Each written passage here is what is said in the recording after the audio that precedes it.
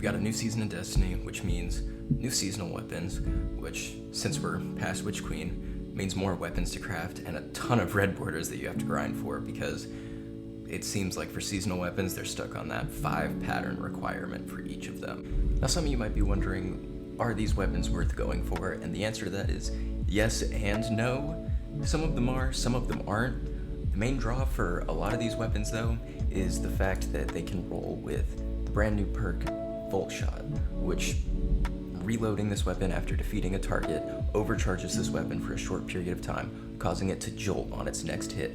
Now that's really good on the few weapons from this season that it does roll on. It's basically incandescent or volatile rounds for Arc 3.0, and it pairs really well with a lot of the different builds and a lot of the different aspects and fragments. We're running Spark of Ions. Defeating a jolted target creates an ionic trace that makes you amplified, so it's very easy to stay amplified if you're running one of these weapons. I personally really like running the sidearm, and that thing's going to be great on Hunter too if you pair with Mechanier's Trick Sleeves, especially in PvP, because Mechanier's Trick Sleeves actually make it so you can shoot it in the air, which for some reason we still have to build into. The one weapon out of all of them that I would say is not worth going after, mostly just because it was instantly outclassed upon arrival thanks to a different quest, is the Sales by Pitch Glass. It has really good sights, it's got pretty good perks. You can get Frenzy and Clown Cartridge on it, which is really good, and it can get Volt Shot.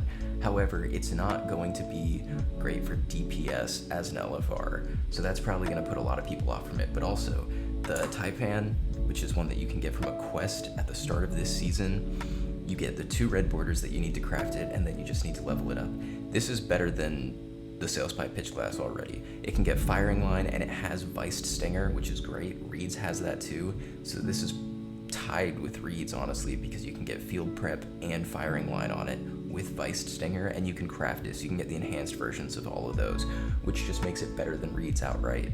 The only thing that Reeds has on it is the fact that it's stasis, and you can pair it with Supreme Wellmaker, which allows you to create 3 stasis elemental wells on casting your super. It doesn't work in Crucible Trials or Iron Banner, but it does work in PvE, and so that's going to be great for dealing damage to orcs if you have a 5 out of 5 reads. However, if you don't, you're going to want to run the Taipan. So Sales by Pitch Glass is just more of a fun, gimmicky weapon to run if you're doing Lost Sectors or if you're doing Strikes or something like that. It's not going to be great for DPS. However, the rest of the weapons are all great. I almost forgot this is the only craftable slug shotgun in the game right now, and you can put some pretty nice perks on it for PvP, and you can get enhanced headstone for PvE, so definitely worth trying to get one of these at least. Slugs are still way better than pellet shotguns right now. Scout Rifle is also really good and can roll with Volt Shot. I think I've been calling it Jolt Shot this whole time. But the Scout Rifle is really nice with it. It's a 200 RPM, which is pretty nice. I know a lot of people prefer that over the 180 and 150 RPMs. So that means 3 of the weapons from this season can roll with Volt Shot, which is very nice. The machine gun is okay. There are better machine guns though, and it is a 900 RPM, and I know not a lot of people are big fans of that archetype. It doesn't feel bad though, I will say. It's pretty nice and it pairs really well with arc builds. Blood Feud is a stasis SMG. It's a 750, which we've been getting a lot of lately, so it does have some steep competition, but it can get perks like Headstone and Frenzy and Grave Robber, so definitely worth trying out at least, especially if you like 750s, because I know a lot of people are really big fans of it. But anyway, back to the actual reason you're here for this video. So, off the bat, you can already focus your Weapons of Plunder. You don't need to upgrade it or anything. There is no upgrade that allows you to focus into regular weapons, and that's good because you don't actually want to focus onto the specific weapons until later on in the season.